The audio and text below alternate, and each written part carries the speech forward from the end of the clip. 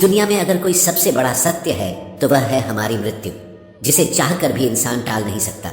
फिर भी मनुष्य जीवन भर भौतिक सुविधाओं के मोह में पड़ा रहता है और उसे इस बात का एहसास तब होता है जब व्यक्ति अपनी आखिरी सांसें गिन रहा होता है। ये तो हम सभी जानते हैं कि इस पृथ्वी पर जन्म लेने वाला कोई भी व्यक्ति अमर नहीं है। उसे इस पृथ्वी को छोड़कर एक न एक दिन जाना ही होता है। आपने देखा होगा कि हिंदू धर्म में जब भी कोई इस दुनिया को छोड़कर जाता है तो उसके शव का अंतिम संस्कार कर दिया जाता है। लेकिन क्या आपने कभी सोचा है कि शव को अकेला क्यों नहीं छोड़ा जाता? मृतक को नए कपड़े क्यों पहनाए जाते हैं? अंतिम यात्रा में राम नाम सत्य है क्यों बोला जाता? आखिर इस अंतिम यात्रा में मखाने और सिक्के क्यों फेंके जाते हैं? शव यात्रा के आगे मटकी लेकर क्यों चलते हैं? किसी व्यक्ति का दाह संस्कार करने के बाद उसके परिजनों को शमशान घाट की ओर पीछे मुड़कर क्यों नहीं देखना चाहिए? आखिर परिजनों के अंतिम संस्कार करने के 3 दिन बाद ही अस्थियां क्यों चुनी जाती हैं? आखिर महिलाओं का शमशान घाट जाना वर्जित क्यों है? मरने के बाद शिशुओं को दफनाया क्यों जाता है? क्यों मृत्यु होने के बाद घर में पूजा पाठ करना वर्जित हो जाता है? आखिर क्या है इन प्रश्नों का रहस्य? तो आइए साथियों, आज की वीडियो में हम इसी विषय पर चर्चा करेंगे। साथियों, अगर आप भी इन सभी सवालों के जवाब स्पष्ट रूप से जानना चाहते हैं तो आप इस वीडियो को अंत तक जरूर देखिए। आज हम आपको विस्तार पूर्वक इन सभी सवालों के उत्तर देंगे। प्यारे साथियों, आज हम हमारे वजूद से जुड़ा एक बहुत बड़ा रहस्य जानेंगे। ये एक ऐसी गुत्थी है जिसे सुलझाने में साइंस आज तक नाकामयाब रही है, लेकिन इन सभी रहस्यों और सवालों के जवाब हमारे गरुड़ पुराण और भगवत गीता जैसे धर्म ग्रंथों में मिलते हैं। इस वीडियो के माध्यम से आज हम आपको यही बताने जा रहे हैं। तो चलिए बिना देरी किए आज की वीडियो शुरू करते हैं। नमस्कार प्यारे साथियों, ज्ञान विचार कहानी चैनल में आपका स्वागत है। साथियों, हमारा शरीर 5 महाभूतों अर्थात पृथ्वी, जल, अग्नि, वायु और आकाश से बना हुआ है और अंत में एक दिन इसी में मिल जाना है। इसीलिए मनुष्य कितना भी धन कमा ले, कितनी भी ख्याति अर्जित कर ले, एक दिन उसको सब कुछ यही छोड़कर जाना होगा। यही संसार का नियम है और इस नियम को न कोई बदल सकता है न बदल पाएगा।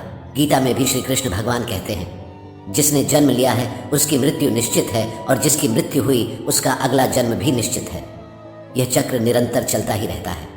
साथियों, आपने यह कहावत तो सुनी ही होगी, यह जीवन तो नश्वर है, यानी कि हम सबको एक न एक दिन इस मृत्यु लोक को छोड़कर जाना ही होगा। इसके बाद भी मनुष्य इस विषय पर बात करने से बचता है और मृत्यु शब्द से भी भय खाता है। शायद इसीलिए महाभारत काल में युधिष्ठिर ने यक्ष से कहा था, दुनिया का सबसे बड़ा आश्चर्य यही है कि मनुष्य रोज किसी न किसी को मरते हुए देखता है, लेकिन स्वयं अपने मरने के बारे में वह कभी नहीं सोचता, जबकि मौत तो एक दिन उसकी भी होनी ही है। प्यारे साथियों, पहले हम यह जानने का प्रयास करेंगे कि मृत्यु होने के बाद मृत शरीर को यानी कि शव को अकेला क्यों नहीं छोड़ा जाता। प्यारे साथियों, आप और हम जिस लोक में रहते हैं उसे मृत्यु लोक कहा जाता है। मृत्यु लोक में मृत्यु के बाद अंतिम संस्कार से जुड़ी ऐसी कई बातें हैं जो हम नहीं जानते। मृत्यु लोक से मृत व्यक्ति के शव को विदा करने के कुछ नियम बनाए गए हैं, जिनका आधार आध्यात्मिक होने के साथ साथ वैज्ञानिक भी है। अगर आपने गौर किया हो तो यदि किसी व्यक्ति की मृत्यु सूर्यास्त के बाद होती है तो उसके परिजन रात बीतने का इंतजार करते हैं और अगले दिन जाकर ही शव को जलाते हैं। यदि शव को रात भर रखना पड़े तो उस दौरान जानकार लोग शव को अकेले नहीं छोड़ते, बल्कि कोई न कोई व्यक्ति शव के पास पूरी रात भर रहता है और सुबह दाह संस्कार पूर्ण होने तक शव की देखभाल करता है। प्यारे साथियों, पहले संक्षेप में यह जान लेते हैं कि किन परिस्थितियों में शव का दाह संस्कार नहीं करना चाहिए। गरुड़ पुराण में इस बात का भी स्पष्ट वर्णन है कि इन 3 स्थितियों में शव का दाह संस्कार उचित समय के लिए टाल देना चाहिए। पहली परिस्थिति, यदि व्यक्ति की मृत्यु सूर्यास्त के बाद होती है तो शव को रात भर घर में ही रखना चाहिए और अगले दिन सूर्योदय के बाद ही शव का दाह संस्कार करना चाहिए, अन्यथा आत्मा को सद्गति प्राप्त नहीं होती। दूसरी परिस्थिति, यदि किसी व्यक्ति की मृत्यु पंचक काल में होती है तो उस व्यक्ति के घर, परिवार, कुल या खानदान में 5 अन्य लोगों की भी मृत्यु हो सकती है। इसलिए धर्मशास्त्र के ज्ञानी इस समस्या के समाधान के रूप में आटे या पवित्र सूखी घास से 5 पुतले बनाते हैं और उन्हें शव के साथ ही अर्थी पर रखकर पूरे विधि विधान से पंचक दोष समाप्त करते हैं। इसके बाद ही अंतिम संस्कार किया जाता है। पंचक काल में अंतिम संस्कार किए जाने से आत्मा को मोक्ष प्राप्त नहीं हो सकता। तीसरी परिस्थिति, शव का अंतिम संस्कार तब नहीं करना चाहिए जब मृत व्यक्ति का पुत्र मुखाग्नि देने के लिए उपस्थित न हो और वह यात्रा करके पहुंचने वाला हो। पुराणों में इस बात को बहुत ही महत्वपूर्ण माना गया है कि यदि मुखाग्नि पुत्र के हाथों से दी जाए तो आत्मा को सद्गति प्राप्त होती है।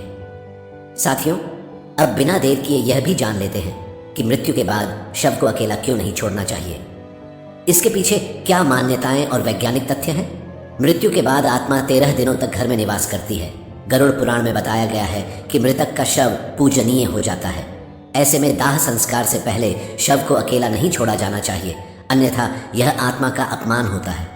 गरुड़ पुराण में यह भी लिखा है कि यदि शव को चींटियां, कीड़े मकोड़े, कुत्ते या बिल्ली इत्यादि से हानि होती है तो ऐसे ही कष्ट आत्माओं को यमलोक के मार्ग में भी झेलने पड़ते हैं।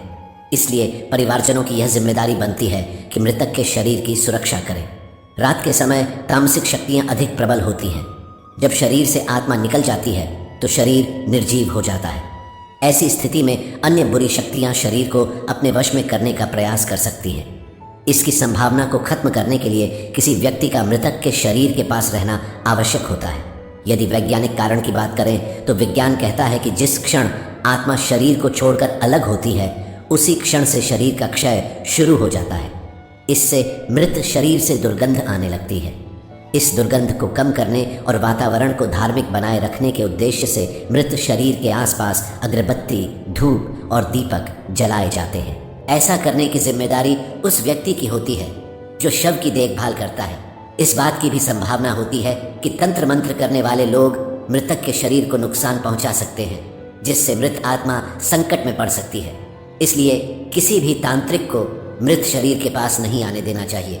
साथियों, गरुड़ पुराण में भगवान विष्णु और पक्षीराज गरुड़ के बीच की बातचीत का वर्णन है। भगवान विष्णु बताते हैं कि यदि इन बातों का ध्यान नहीं रखा गया और शव का अंतिम संस्कार सूर्यास्त के बाद या रात में कर दिया गया तो उस व्यक्ति की आत्मा को असुर योनि या पिशाच योनि में जन्म मिलता है और उसे अनेकों कष्ट भोगने पड़ते हैं। व्यक्ति की मृत्यु और दाह संस्कार का समय कितना महत्वपूर्ण होता है यह आप महाभारत काल की घटना से समझ सकते हैं। भीष्म पितामह बाणों की शैया पर लेटे हुए सूर्य के दक्षिणायन से उत्तरायण में आने का इंतजार कर रहे थे। इसके बाद ही उन्होंने अपना शरीर त्यागा, क्योंकि उत्तरायण काल में मृत्यु से आत्मा को सद्गति प्राप्त होती है। इसी कारण यदि कोई व्यक्ति रात में मर जाए तो ऐसी स्थिति में शव को रात भर घर पर ही रखा जाता है। सुबह का इंतजार किया जाता है और मृत शरीर को एक भी पल के लिए अकेला नहीं छोड़ा जाता। कोई न कोई व्यक्ति हमेशा शव की रखवाली के लिए मौजूद रहता है। साथियों, यही कारण है कि शव को अकेला नहीं छोड़ा जाता। प्यारे साथियों, अब हम जानेंगे कि मृतक को नए कपड़े क्यों पहनाए जाते हैं। दोस्तों, जैसे कि हम आपको ऊपर बता चुके हैं कि सनातन हिंदू धर्म में दाह संस्कार से जुड़े ऐसे कई नियम हैं जिन पर विज्ञान ने भी अपनी राय दी है। इन्हीं नियमों में से एक नियम यह भी है मृतक को नए कपड़े पहनाना। हम में से बहुत से लोगों के मन में यह सवाल आता होगा कि मृत व्यक्ति की चिता में आग लगाने से पहले नए कपड़े क्यों पहनाए जाते हैं।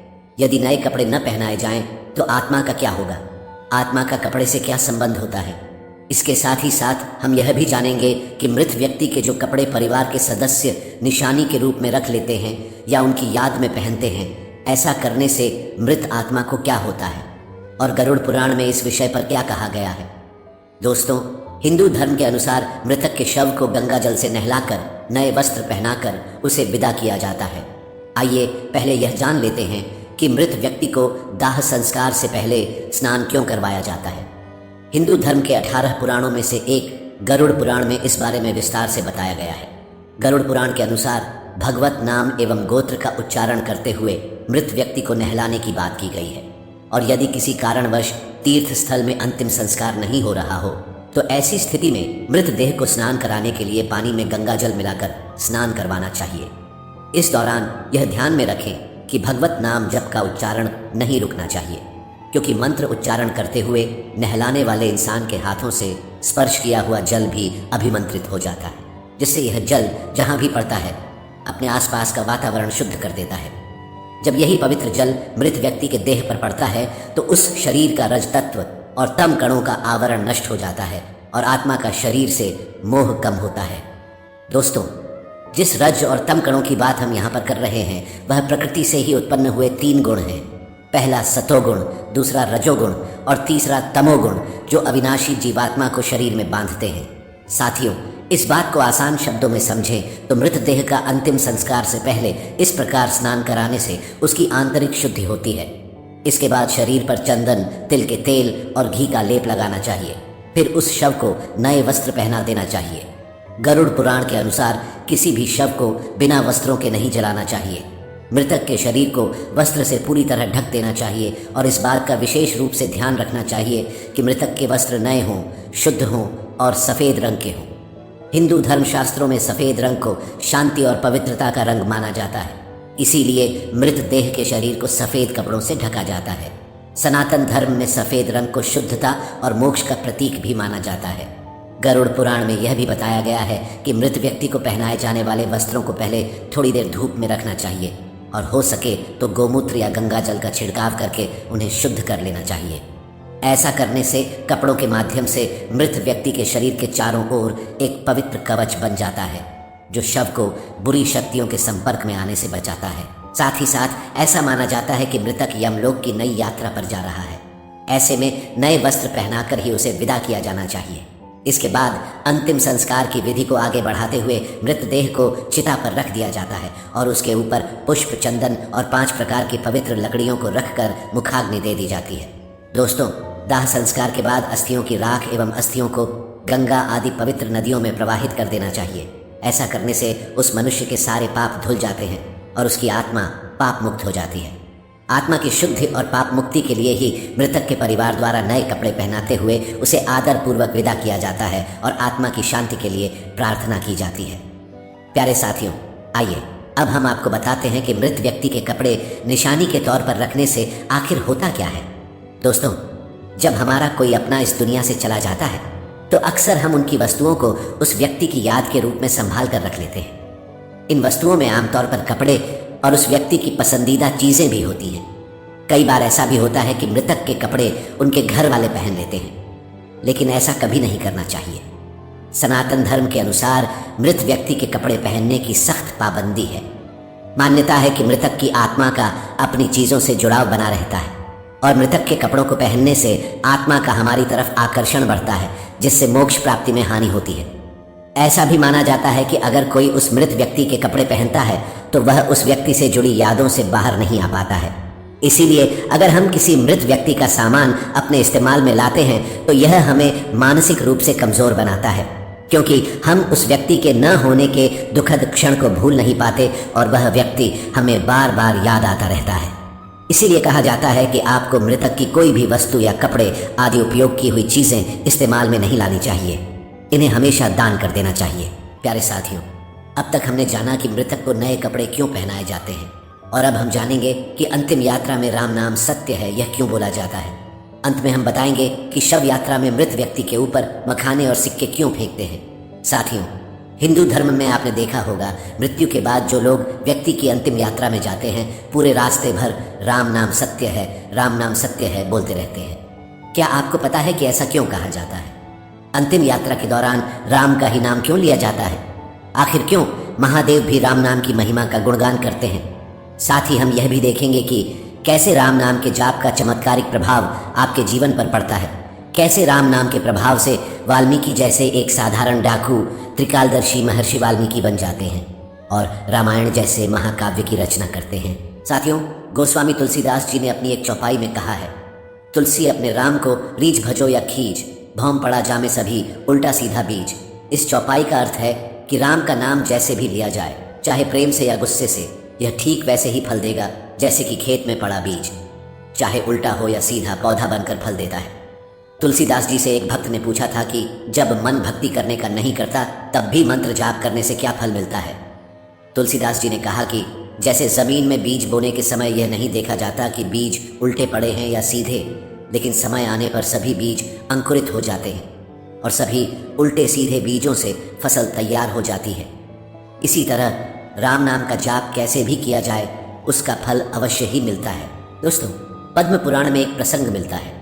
एक बार माता पार्वती ने महादेव से पूछा कि आप किसका ध्यान करते हैं। इसके उत्तर में महादेव कहते हैं, राम राम रामेति रमे रामे मनोरमे सहस्र नाम तत्तुल्यम राम नाम वरानने। इसका अर्थ है, राम का नाम पर ध्यान करने से मेरा मन राम की दिव्य चेतना में लीन हो जाता है जो कि दिव्य है।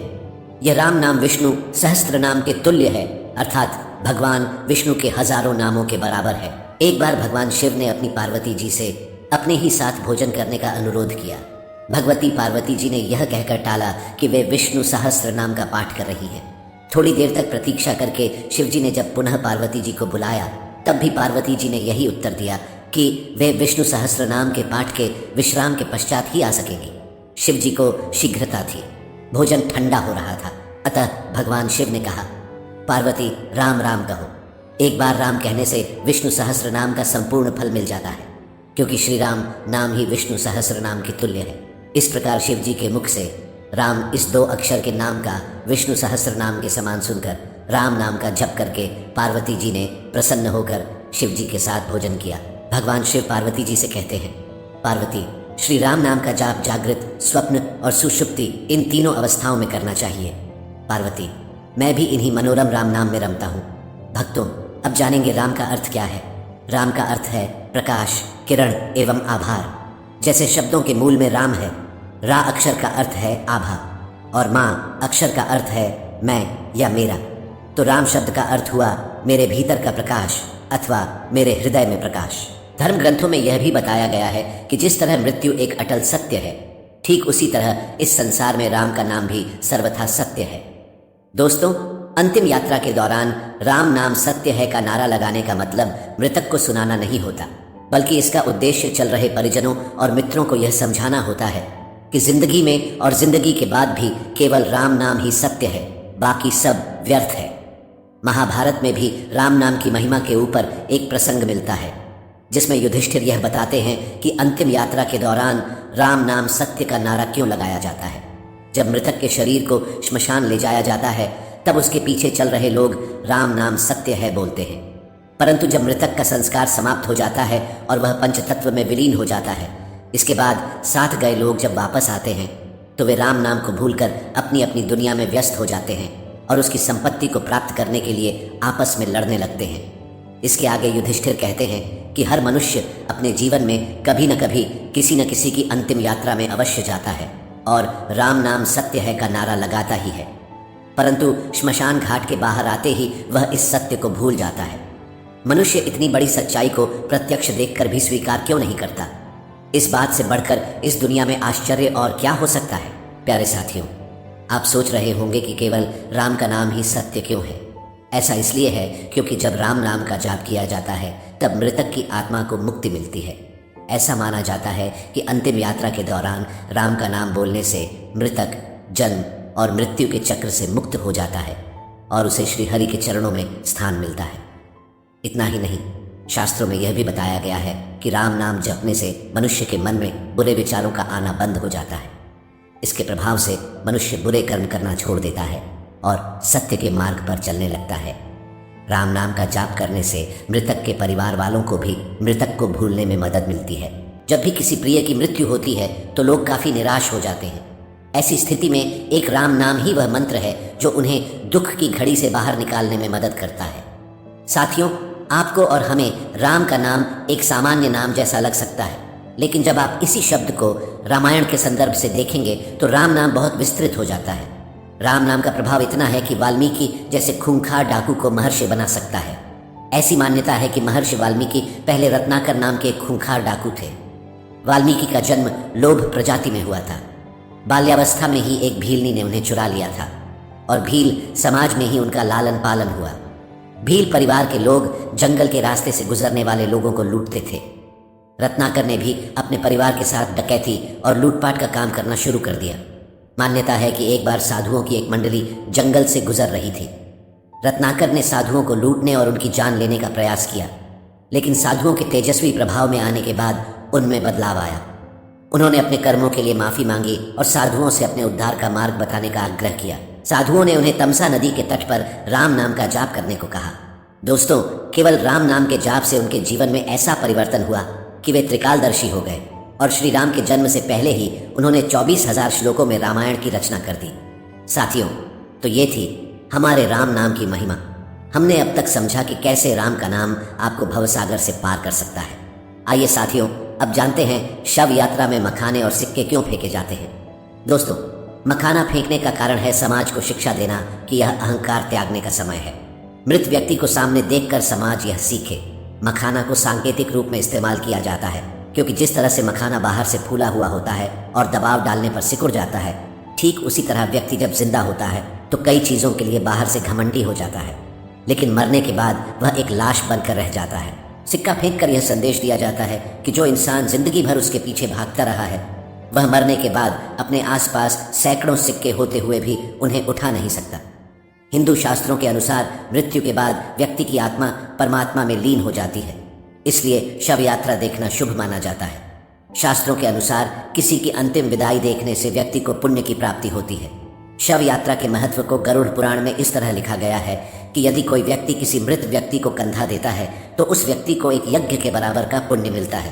प्यारे साथियों, अब हम जानेंगे कि मृत व्यक्ति को श्मशान ले जाते समय उसकी अर्थी के आगे एक व्यक्ति मटके में क्या लेकर चलता है, जिसका संबंध मृत व्यक्ति की शादी के फेरों से कैसे होता है। इसके बाद आप जानेंगे कि मुखाग्नि देने से पहले पानी से भरे मटके को गिराकर तोड़ा क्यों जाता है तथा शव को जलाते समय उसके सर पर डंडा क्यों मारा जाता है। साथियों, मृत्यु लोक में जन्म लेने वाले हर जीव जंतु को एक समय के बाद यह लोक छोड़ना ही पड़ता है। उनकी मृत्यु जन्म लेने के साथ ही निश्चित हो जाती है। यही पृथ्वी लोक का सबसे बड़ा सत्य है। प्राणी की आयु क्षण प्रति क्षण घटती रहती है, लेकिन कितनी बड़ी विडंबना है कि मनुष्य इस सत्य को जानकर भी महसूस नहीं कर पाता। हर व्यक्ति को कल आने की उम्मीद बनी रहती है। हिंदू धर्म में व्यक्ति की मृत्यु के बाद शव का दाह संस्कार किया जाता है। हिंदू धर्म में जन्म से लेकर मृत्यु तक 16 संस्कार होते हैं और इनमें से सबसे अंतिम संस्कार है दाह संस्कार, जो व्यक्ति के मरने के बाद उसके परिजनों द्वारा किया जाता है। इस संस्कार के अंतर्गत वेदों में कई नियम बताए गए हैं जो मान्यता अनुसार आत्मा को मुक्ति दिलाने के लिए जरूरी होते हैं। ये नियम बड़े विचित्र हैं। अधिकतर लोगों को इसकी सही जानकारी नहीं होती और अगर होती भी है तो आधी अधूरी। गरुड़ पुराण में बताए गए यह केवल मान्यताएं नहीं हैं, बल्कि इनका आधार आध्यात्मिक और वैज्ञानिक दोनों ही है। आजकल लोग इन रीति रिवाजों के पीछे छुपे कारण को नहीं जानना चाहते और जो जानना चाहते हैं उन्हें सही जानकारी उपलब्ध नहीं हो पाती। आज हम आपको अंतिम संस्कार से जुड़े कुछ अजीबोगरीब नियम और मान्यताओं के बारे में बताएंगे और साथ ही साथ उनका आध्यात्मिक और वैज्ञानिक कारण भी स्पष्ट करेंगे। दोस्तों, आज देखने को मिलता है कि हम में से कई लोग अपनी पुरानी मान्यताओं को अंधविश्वास मानते हैं और वैज्ञानिक तर्क देकर धर्म के किसी भी उल्लेख को नजरअंदाज कर देते हैं। पतली रस्सी में बंधी मटकी और उससे निकलता हुआ धुआं आपने भी हिंदू शव यात्राओं में देखा होगा। इस मटकी को हाथ में पकड़कर मृतक का कोई परिजन शव यात्रा में सबसे आगे चलता है। फिर शमशान घाट पहुंचकर इसी मटकी की अग्नि को घास पर रखकर सुलगा दिया जाता है और इसी से मृतक का दाह संस्कार किया जाता है। यानी कि घर से लाई गई इसी अग्नि से मृतक का शरीर जलाया जाता है। मृतक के घर से लाई गई अग्नि से ही अंतिम संस्कार करने के पीछे एक खास वजह है। दरअसल दूल्हा दुल्हन जिस अग्नि के फेरे लेकर वैवाहिक जीवन में प्रवेश करते हैं, उस अग्नि को मंत्रोच्चारण से घर में स्थापित कर दिया जाता है। अनजान व्यक्ति इसी अग्नि का उपयोग घर, यज्ञ, पूजन इत्यादि में पूरे जीवन करता है। यहाँ तक कि मरने के बाद भी इसी अग्नि से ही दाह संस्कार किया जाता है। पुराने समय की इसी प्रथा को मान्यता के रूप में आज भी घर से अग्नि जलाकर सुलगा हुआ एक कंडा या उपला मटकी में रखकर श्मशान ले जाया जाता है और फिर इसी से मृतक का दाह संस्कार किया जाता है। आइए अब बात करते हैं कि मुखाग्नि देने से पहले पानी से भरे मटके को गिराकर तोड़ा क्यों जाता है। दोस्तों, अंतिम संस्कार के दौरान शव को चिता पर लिटाकर मृत व्यक्ति का पुत्र या कोई अन्य परिजन पानी से भरा घड़ा अपने कंधे पर रखकर चिता के चारों तरफ परिक्रमा करता है। इस घड़े में एक छेद होता है जिससे पानी निरंतर गिरता रहता है। परिक्रमा करने के बाद यह घड़ा जमीन पर गिराकर तोड़ दिया जाता है, जिसके बाद ही शव को अग्नि दी जाती है। आइए जानते हैं ऐसा करने का धार्मिक और वैज्ञानिक क्या कारण है। दोस्तों, शास्त्रों के अनुसार हर चीज नश्वर है। सजीव से लेकर निर्जीव तक सभी एक निश्चित समय पर नष्ट हो जाते हैं। हिंदू धर्म के अनुसार जीवन एक छेद वाले घड़े की तरह है जिसमें आयु रूपी पानी हर पल टपकता रहता है और ऐसे ही बूंद बूंद करके मटके से गिरते गिरते वह पानी कुछ ही समय में खत्म हो जाता है। ठीक वैसे ही जैसे किसी जीव की आयु भी एक निश्चित समय पर समाप्त हो जाती है। जब आयु खत्म हो जाती है तो निष्प्रभ से मोह टूटता है। दोस्तों, अगर आपको ऐसा लगता है कि इसके पीछे सिर्फ अंधविश्वास है तो आपको बता दें कि ऐसा बिल्कुल भी नहीं है। दरअसल इसके पीछे एक ठोस वैज्ञानिक कारण है। पुराने समय में श्मशान घाट नहीं हुआ करते थे। ऐसे में शव को खेतों में जलाया जाता था। मटके में पानी भरकर शव के चारों ओर घूमने के पीछे वैज्ञानिक कारण यह रहता था ताकि जब शव को जलाया जाए तो आग केवल उसी क्षेत्र में रहे, आगे न फैले। इसी वजह से परिक्रमा के दौरान पानी गिराकर वहाँ की जमीन को गीला किया जाता था। दोस्तों, अंतिम संस्कार से जुड़ा एक नियम और भी विचित्र है, जिसके अंतर्गत जब मृत व्यक्ति का शव चिता पर जल रहा होता है तो उसके सर पर जोर से डंडा मारा जाता है। इस क्रिया को कपाल क्रिया कहा जाता है। कपाल क्रिया जितनी विचित्र है उतनी ही महत्वपूर्ण भी है। आइए अब बताते हैं इसका आध्यात्मिक और वैज्ञानिक कारण। गरुड़ पुराण के अनुसार शव को जलाते समय यदि उसका कोई अंग शेष रह जाए तो इसे अशुभ माना जाता है। शास्त्रों के अनुसार दाह संस्कार की क्रिया से मृत व्यक्ति का अगला जीवन प्रभावित हो सकता है, इसीलिए घी और कपूर के प्रयोग से शव को पूरी तरह जलाया जाता है। कई बार पूरा शरीर जल जाने पर भी सर नहीं जल पाता, इसीलिए डंडे से प्रहार करके उसे फोड़ दिया जाता है जिससे वह पूरी तरह जल जाए। डंडे से प्रहार खोपड़ी के बीचों बीच किया जाता है जहां पर ब्रह्मरंध्र होता है। धार्मिक मान्यताओं के अनुसार जिस व्यक्ति का ब्रह्मरंध्र भेद दिया जाता है तो उसे स्वर्ग मिलता है। कभी कभी यह भी संभव है कि अंतिम संस्कार के समय यदि खोपड़ी पूरी तरह न जले तो तांत्रिक इसे अपने साथ ले जाकर तंत्र क्रियाओं में इसका उपयोग करते हैं। ऐसे में मृत व्यक्ति की आत्मा को बहुत कष्ट पहुंचता है और मृतक के परिवार पर भी संकट आता है। दोस्तों, अब आपको बताते हैं कि सर पर डंडा मारने के बारे में विज्ञान क्या कहता है। विज्ञान के अनुसार खोपड़ी की हड्डी इतनी मजबूत होती है कि उसे आग में पूरी तरह जलकर राख होने में बहुत समय लगता है। ऐसे में उसके अधजला रह जाने की काफ़ी संभावना होती है। कभी कभी कोई जंगली जानवर उस बचे हुए हिस्से को अपने साथ ले जाता है। वे इसे कहीं भी फेंक देते हैं जिससे पर्यावरण प्रदूषित होता है। इसी कारण से शव को पूरी तरह जलाने के लिए सर पर डंडा मारकर फोड़ दिया जाता है। ऐसा माना जाता है कि शव यात्रा देखना सुखद एवं मंगलमय भविष्य का सूचक है। मान्यता यह भी है कि यदि काम पर जाते समय शव यात्रा दिख जाए तो अधूरे काम पूरे होने की संभावनाएं बनने लगती हैं। दुखों का नाश और सुखी जीवन का आगाज होता है। जो आत्मा शरीर से तुरंत निकली होती है वह अपनी अर्थी के साथ चल रही होती है और जो उसे प्रणाम करता है उसे आशीर्वाद देती है, जिससे व्यक्ति के पुण्य बढ़ते हैं। साथियों, ये थे हमारे अंतिम संस्कार के कुछ खास नियम जिनका पालन करना जरूरी होता है। अन्यथा ऐसा माना जाता है कि अगर इन नियमों के पालन में किसी प्रकार की लापरवाही हुई तो मृतक की आत्मा को बड़े कष्ट उठाने पड़ते हैं। इसी कड़ी में यह भी बताया गया है कि दाह संस्कार करने के बाद उसके परिजनों में से किसी को भी पीछे मुड़कर श्मशान घाट की तरफ नहीं देखना चाहिए। साथियों, गरुड़ पुराण में भगवान विष्णु ने पक्षीराज गरुड़ को मृत्यु लोक के रहस्य, मरणोपरांत आत्मा की गति, प्राणियों की मृत्यु इत्यादि के बारे में सब विस्तार से बताया है। मृत व्यक्ति के शरीर को छोड़ने के बाद आत्मा कब, कितने समय, कहाँ रहती है, इस बारे में बताते हुए भगवान विष्णु ने यह भी बताया है कि किसी व्यक्ति का दाह संस्कार करने के बाद उसके परिजनों अर्थात परिवार वालों को श्मशान घाट की ओर पीछे मुड़कर कभी नहीं देखना चाहिए। असल में दाह संस्कार करने के बाद शरीर तो जल जाता है लेकिन आत्मा का अस्तित्व रहता है। गीता में भी यही बताया गया है कि आत्मा को कोई शस्त्र काट नहीं सकता, आग जला नहीं सकती, जल गीला नहीं कर सकता और वायु सूखा नहीं सकती। यही आत्मा शरीर के जन्म से लेकर मृतक के अंतिम संस्कार तक के सारे कर्मों को खुद अपनी आंखों से देखती है। गरुड़ पुराण में आगे बताया गया है कि आत्मा का अपने स्वजनों के साथ मोह बना रहता है। आत्मा के मोहग्रस्त होने पर व्यक्ति की आत्मा अपने परिजनों के आसपास ही भटकती रहती है। इस स्थिति में मृतक की आत्मा को मुक्ति मिलने में काफ़ी कठिनाई होती है। इसीलिए ऐसी स्थिति में इस मोह का टूटना बहुत ज़रूरी है, क्योंकि अगर ऐसा नहीं हो तो मृतक की आत्मा का परलोक गमन नहीं हो पाता और वह प्रेत योनि में ही बंध कर रह जाती है।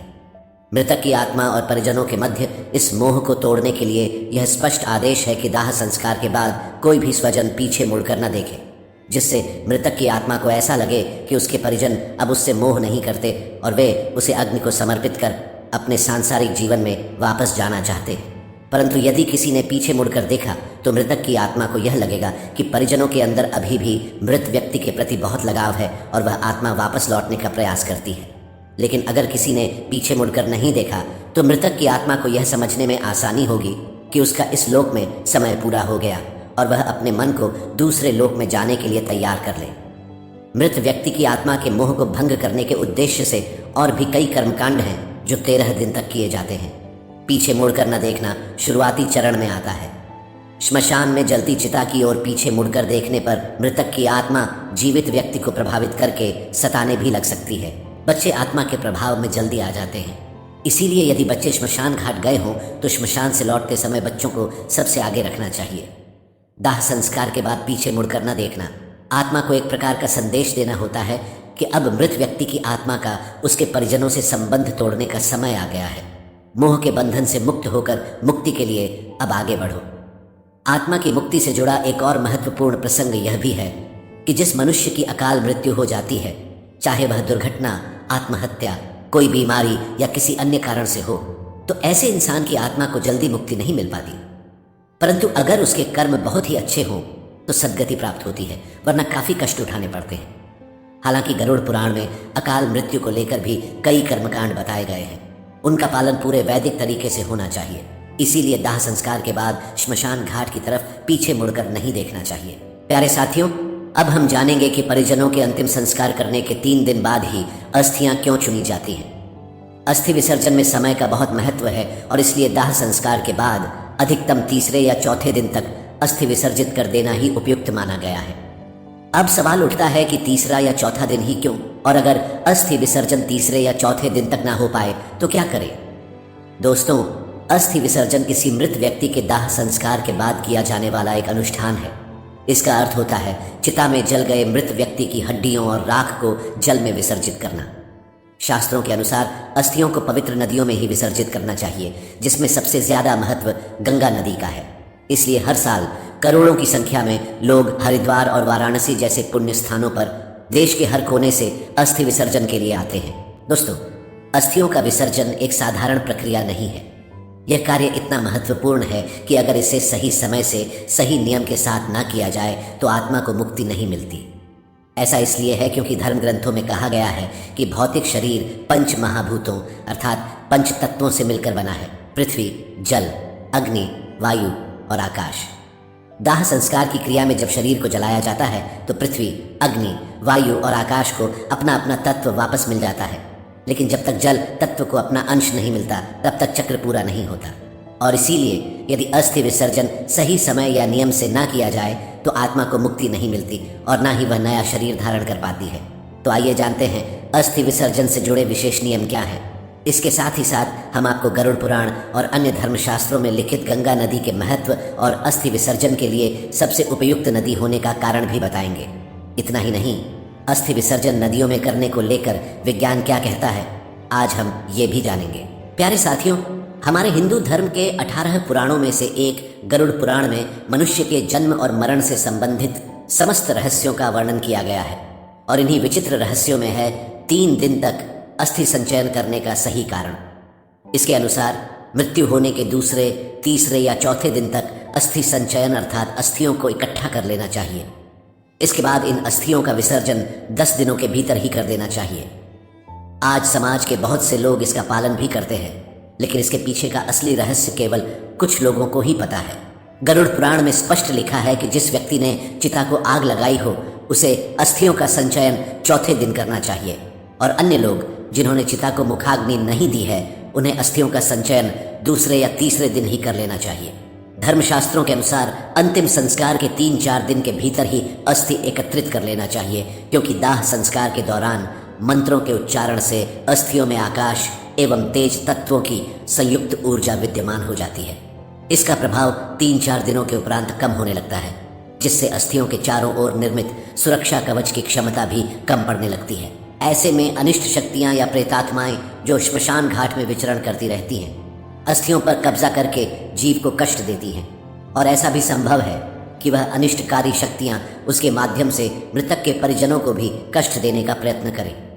इसलिए ऐसी स्थिति उत्पन्न होने से पहले ही अस्थियों को श्मशान घाट से हटा लिया जाता है।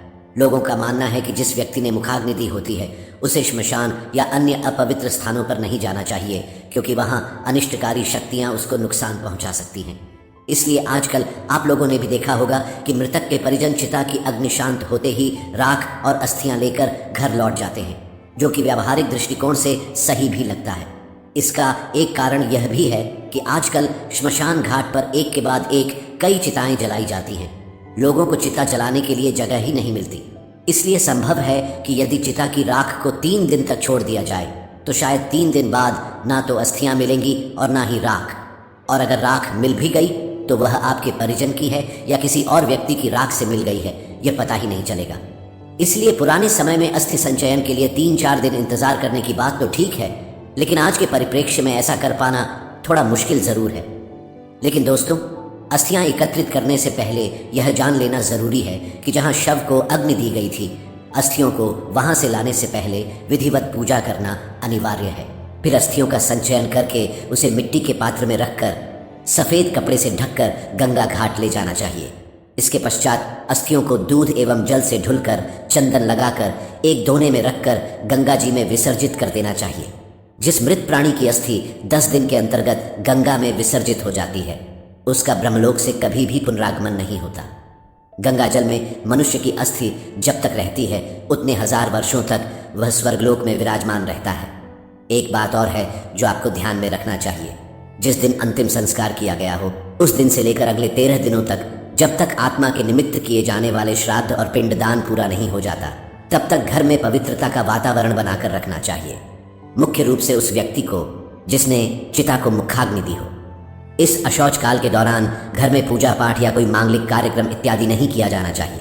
इसके साथ ही घर के सारे सदस्यों को शारीरिक संबंध बनाने से भी दूर रहना चाहिए। इस दौरान मृतक को शुद्धता से बनाए गए उसकी रुचि का खाना और पानी पूरे 13 दिनों तक पीपल के पेड़ में बंधे मिट्टी के बर्तन में हर रोज देना चाहिए। इसके अलावा यह भी बताया गया है कि मृत्यु के दिन से 10 दिन तक किसी योग्य ब्राह्मण से गरुड़ पुराण सुनना चाहिए और यह पाठ उसी स्थान पर करें जहां अंतिम बार मृत व्यक्ति के शव को रखा गया था। साथ ही इसका भी ध्यान रखें कि यह पाठ सूर्यास्त से पहले ही खत्म हो जाए। धर्मशास्त्रों के अनुसार यदि किसी कारण अस्थि विसर्जन 10 दिनों तक ना हो पाया हो, तो अस्थि विसर्जन तीर्थ श्राद्ध पूर्ण होने के बाद ही किया जाना चाहिए। चलिए अब जानते हैं कि गंगा जैसी पवित्र नदियों में ही अस्थियों को विसर्जन क्यों किया जाता है। दोस्तों, माँ गंगा में अस्थियों के विसर्जन को लेकर कई कथाएं प्रचलित हैं। इससे जुड़ी पौराणिक मान्यताओं की एक कहानी आप में से कुछ लोगों को शायद पता होगी। अगर नहीं तो आइए जानते हैं। इस पौराणिक कथा के अनुसार राजा शांतनु और माँ गंगा का विवाह हुआ। जब माँ गंगा से राजा के पुत्र पैदा हुए तो एक एक करके पूरे 7 पुत्रों को माता गंगा ने गंगा नदी में प्रवाहित कर दिया। राजा यह सब देखकर भी वचन में बंधे होने के कारण माँ गंगा को नहीं रोक सके।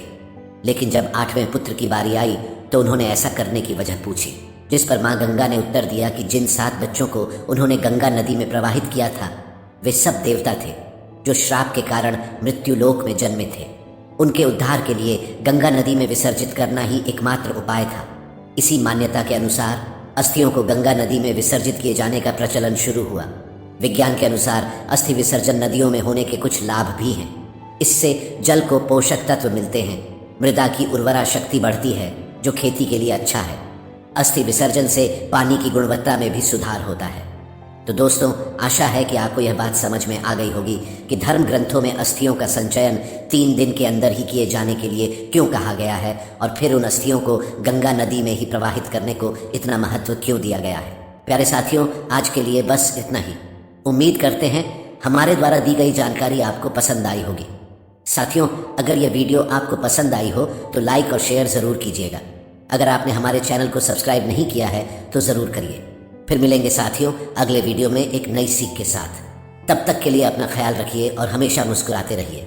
और हाँ, वीडियो को अंत तक देखने के लिए आपका बहुत बहुत धन्यवाद। जय श्री राधे कृष्ण।